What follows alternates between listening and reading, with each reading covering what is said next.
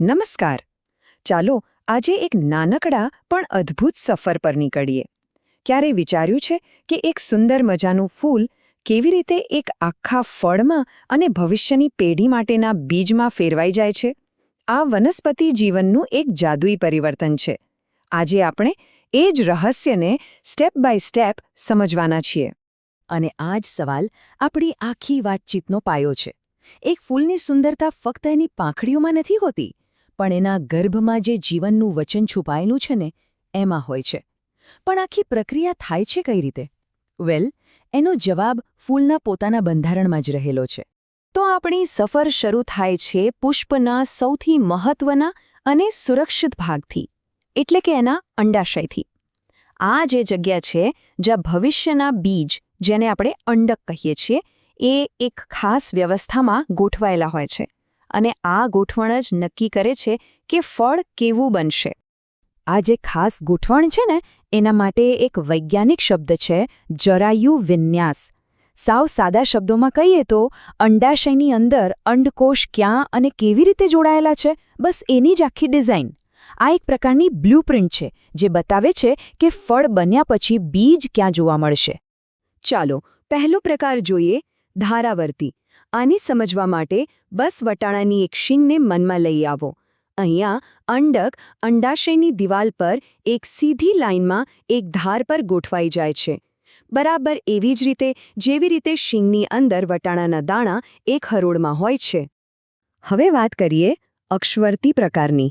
આપણે જ્યારે લીંબુ કે ટામેટું કાપીએ છીએ ત્યારે જે અંદરની રચના દેખાય છે, બસ એ જ છે આ.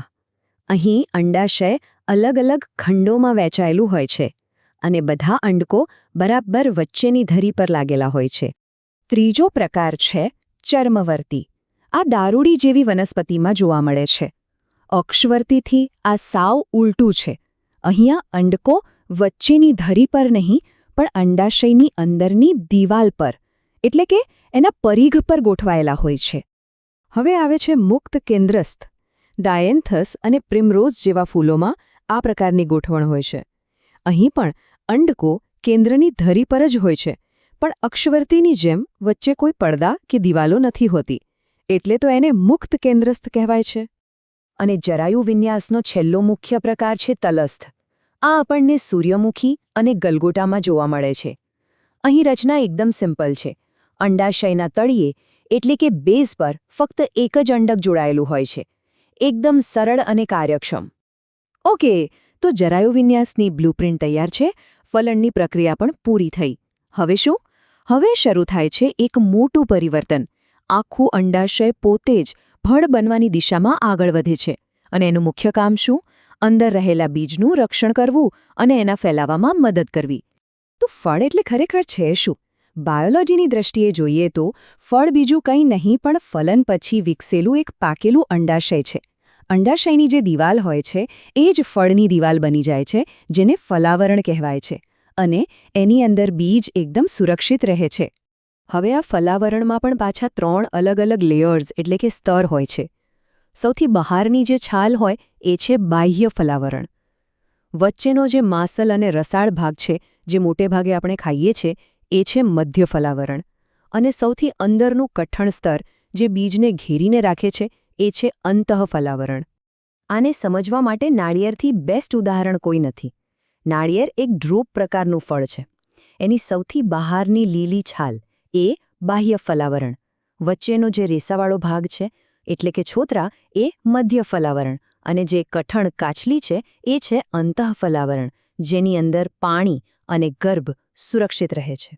તો હવે ફળની અંદર જે છુપાયેલું છે એ છે જીવનનું આખું પેકેજ, એટલે કે બીજ.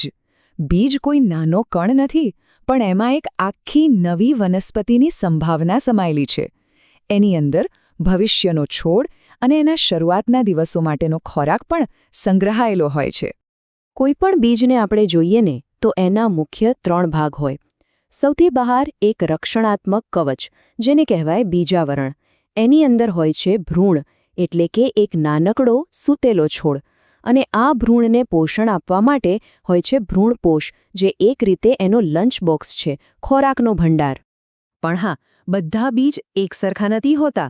મુખ્યત્વે એના 2 પ્રકાર હોય છે અને આ વર્ગીકરણ એમના આંતરિક બંધારણ પર આધાર રાખે છે. જાણે કે વનસ્પતિના વિકાસ માટેના 2 અલગ-અલગ રસ્તા હોય ને એવું છે આ. ચાલો આ બંનેને જરા નજીકથી જોઈએ.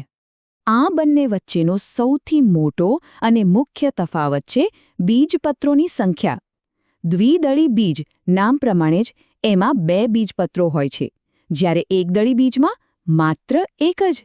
આ બીજપત્રો એટલે ભ્રૂણના પહેલા પાંદડા, જે શરૂઆતમાં તેને પોષણ પૂરું પાડે છે. દ્વિદળી બીજનું ઉદાહરણ લઈએ તો ચણા. એના બીજાવરણમાં પણ 2 સ્પષ્ટ પડ હોય છે. બહારનું જાડું પડ એટલે ટેસ્ટા અને અંદરનું પાતળું પડ એટલે ટેગમેન. અને એની અંદર 2 મોટા માસલ બીજપત્રોની વચ્ચે નાનકડો ભ્રૂણ એકદમ સુરક્ષિત રીતે ગોઠવાયેલો હોય છે. હવે વાત કરીએ એકદળી બીજની, જેમ કે મકાઈ. આની રચના થોડી વધારે જટિલ અને રસપ્રદ છે. એમાં ભ્રૂણપોષની બહાર પ્રોટીનનો એક ખાસ સ્તર હોય છે, જેને સમિતાય સ્તર કહે છે. એનું જે એકમાત્ર ઢાલ જેવા આકારનું બીજપત્ર છે એને વરુથિકા કહેવાય. અને સૌથી ખાસ વાત, ભ્રૂણના નાજુક અગ્રભાગ અને મૂળને રક્ષણ આપવા માટે ખાસ કવચ જેવી રચનાઓ હોય છે, ભ્રૂણાગ્રચોલ અને ભ્રૂણમૂલચોલ. આપણે આપણી આખી સફર પુષ્પથી શરૂ કરી હતી, તો ચાલો અંત પણ ત્યાં જ કરીએ. આટલી બધી જટિલ રચનાઓને સરળતાથી વર્ણવવા માટે વનસ્પતિશાસ્ત્રીઓ એક ખાસ સાર્વત્રિક અને શોર્ટકટ ભાષાનો ઉપયોગ કરે છે. આ વૈજ્ઞાનિક શોર્ટકટ ભાષા એટલે પુષ્પસૂત્ર. આ કોઈ ગણિતની ફોર્મ્યુલા નથી, પણ સંજ્ઞાઓની મદદથી પુષ્પના દરેક ભાગની સંખ્યા, એમની ગોઠવણ અને એ એકબીજા સાથે જોડાયેલા છે કે નહીં એ બધું જ એક નાનકડી ફોર્મ્યુલામાં બતાવી દેવાની એક રીત છે. આ સૂત્રની મુખ્ય સંજ્ઞાઓને સમજી લઈએ. કે વપરાય છે વજ્રચક્ર માટે, સી દલચક્ર માટે, એ પુંકેસર ચક્ર માટે અને જી સ્ત્રીકેસર ચક્ર માટે. આ સંજ્ઞાઓ જ પુષ્પના બંધારણને સમજવાની ચાવી છે. આ સિવાય એની સમમિતિ અને લિંગ દર્શાવવા માટે પણ ચોક્કસ ચિહ્ન વપરાય છે. અને આ રહ્યું આપણું ફાઇનલ ઉદાહરણ, રાઈના પુષ્પનું સૂત્ર. જુઓ તો ખરા, એક નાનકડી લાઈન આખું પુષ્પ વર્ણવી દે છે. પુષ્પ નિયમિત સમસમિતિ અને ઉભયલિંગી છે. એમાં 2+2 વજ્રપત્રો, 4 દલપત્રો, 2+4 પુંકેસરો અને 2 જોડાયેલા સ્ત્રીકેસરો છે. એક જ લીટીમાં પુષ્પની સંપૂર્ણ બ્લુપ્રિન્ટ, નહીં?